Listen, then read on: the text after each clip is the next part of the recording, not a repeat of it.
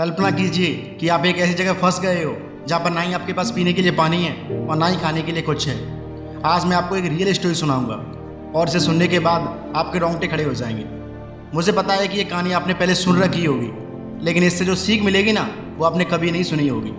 जो सल्वाडोर अल्वरिंगा, जो कि एक बहुत अच्छा मछुआरा था, एक बार की बात है कि वो समुद्र में मछली पकड़ने के लिए गया और वो जिस समुद्र में गया था वो था दुनिया का सबसे बड़ा समुद्र, प्रशांत महासागर। ये महासागर इतना बड़ा था कि धरती की सारी जमीन, तालाब, नदी यानी कि सब चीज़ को मिलाने के बाद भी ये इसके आसपास भी नहीं आती है। उस वक्त इस बंदे के साथ में एक दोस्त था और इनका प्लान था कि वो 30 घंटे तक समुद्र में मछली पकड़ेंगे और वो घर के लिए वापस आ जाएंगे।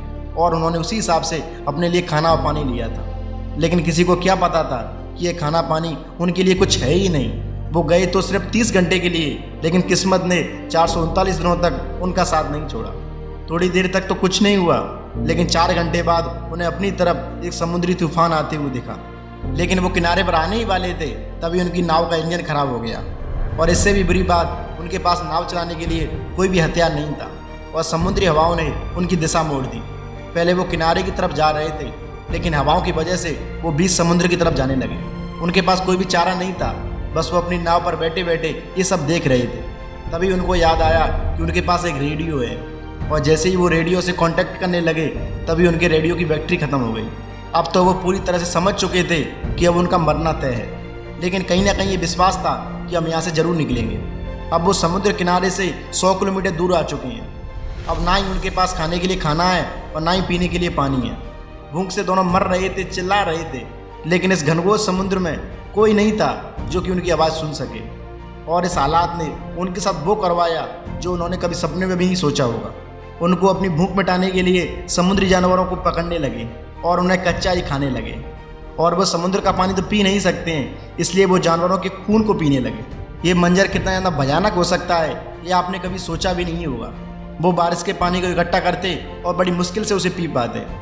जैसे तैसे करके उन्होंने 4 महीने गुजारे, लेकिन ये 4 महीने उनके लिए 4 साल से भी ज़्यादा थे। उन 4 महीनों में उन्होंने वो देखा जो उन्होंने कभी अपने जीवन में भी नहीं देखा होगा। डर तो उनको बहुत लगता था, लेकिन वो 2 लोग थे इसलिए उनको ज़्यादा डर नहीं लगता था। लेकिन 5 महीने बाद उसका वो दोस्त इस टॉर्चर को बर्दाश्त नहीं कर सका और उसने समुद्र में कूदकर अपनी जान दे दी। अब उस नाव पर एक अकेला इंसान था और उसके लिए एक एक दिन 1 साल से भी ज़्यादा लग रहा था। करने को कुछ काम तो था नहीं, बस वो मछली पकड़ता और उसे कच्चा ही खा जाता। ऐसा करते करते उसे पूरा 1 साल हो चुका था। अब वो समुद्र में एक ऐसी जगह पहुंच चुका था जहां पर से शिप वगैरह भी कभी नहीं निकलते थे। रात में वो तारों को देखता और सोचता कि काश कोई आए और मुझे यहाँ से निकाल कर ले जाए, लेकिन वहाँ पर कोई नहीं आया। अब वो भी अपने जीने की उम्मीद खो चुका था। तभी उसे दूर एक जहाज़ दिखाई दिया।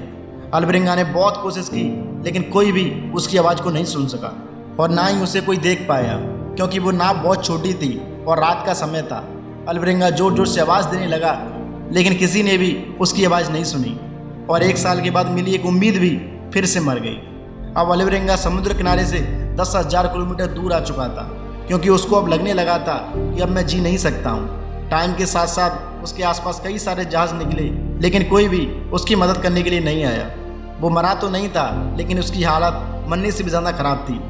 लेकिन कहते हैं ना कि किस चीज़ की चाहत हो तो इंसान कुछ भी कर सकता है। अल्वरिंगा को समुद्र में रहते रहते करीब 400 दिन हो चुके थे और उसने उस टाइम पर एक वर्ल्ड रिकॉर्ड बना दिया था कि 400 दिनों तक बिना किसी सपोर्ट के वो अकेला रहा और कोई भी इस रिकॉर्ड को तोड़ नहीं सकता है। बिना किसी सोर्स के 400 दिनों तक समुद्र में रहना ये कोई बच्चों का काम नहीं है। और फाइनली 439 दिनों बाद उसने पहली बार एक टापू देखा और वो ज़ोर ज़ोर से अपने हाथ पैर को चलाने लगा। उसने 439 दिनों बाद धरती पर कदम रखा। उसके कपड़े पूरी तरह से फट चुके थे, उसे बहुत ज़ोर से बुखार भी आ रहा था। उसने थोड़ी देर उस आइलैंड पर आराम किया और वो तो भगवान का शुक्र था इसे वो आइलैंड दिख गया, वरना दूर दूर तक वहाँ कोई भी आइलैंड नहीं था।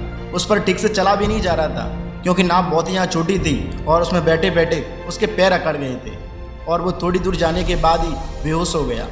और जब उसे होश आया तो गांव के कुछ लोग उसके आसपास खड़े थे। उसने उन सब लोगों को अपनी कहानी बताई कि मैं कैसे इतने दिनों तक समुद्र में जीवित रहा। गांव वालों ने नज़दीकी पुलिस को बुलाया और अल्वरिंगा को उसके देश भेज दिया। लेकिन कुदरत ने उसका साथ यही भी नहीं छोड़ा। उस पर इल्ज़ाम लगा था कि वो अपने ही दोस्त को मारकर खा गया। कई सालों तक कोर्ट में केस चला और फाइनली उस बंदे को निर्दोष साबित कर दिया गया। इस कहानी से हमें ये सीख मिलती है कि अगर इंसान ठान ले कि उसे ये काम करना ही करना है तो उसे करने से कोई नहीं रोक सकता है। इंसान की चाहत ही उसे वहाँ ले जाती है जहाँ के बारे में कोई सोच भी नहीं सकता है। और इतना बुरा तो आपके साथ कभी हुआ नहीं होगा जितना बुरा उस बंदे के साथ हुआ। तो कभी भी अपने हालातों पर दोष मत दो, बल्कि मेहनत करो, क्योंकि मेहनत से सब कुछ हो जाता है। जीने की चाहत ही तुम्हें जिंदा रखती है। तो दोस्त, मैं मिलता हूँ आपको नेक्स्ट वीडियो में। तब तक के लिए जय हिंद, जय भारत।